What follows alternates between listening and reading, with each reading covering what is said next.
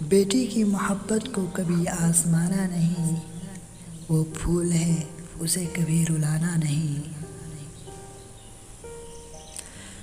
باپ کا تو مان ہوتی ہے بیٹی، زندہ ہونے کی پہچان ہوتی ہے بیٹی۔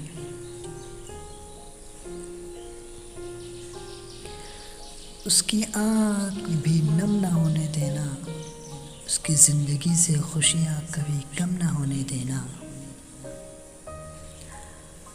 انگلی پکڑ کے کل جس کو چلایا تھا تم نے، آج اس کو ڈولی میں بیٹھایا تھا تم نے۔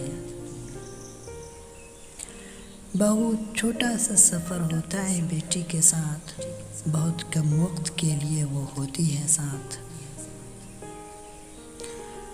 باپ کے آنگن کا پھول ہے بیٹی، ماں کے آنچل کی خوشبو ہے بیٹی۔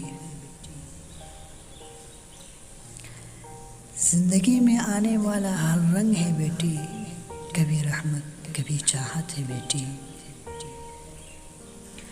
کبھی سکون کبھی راحت ہے بیٹی، چنچل سے کھلتی ہوئی کلی ہے بیٹی۔ یہ بیٹیاں کیسی ہوتی ہیں، یہ پریوں کے جیسے ہوتی ہے، یہ بات بات پہ روتی ہے، دل ہوتا ہے ان کا نازک سا۔ یہ بھولی بھالی ہوتی ہیں، باپ کی لاڈلی ہوتی ہے، ماں کی دلاری ہوتی ہے۔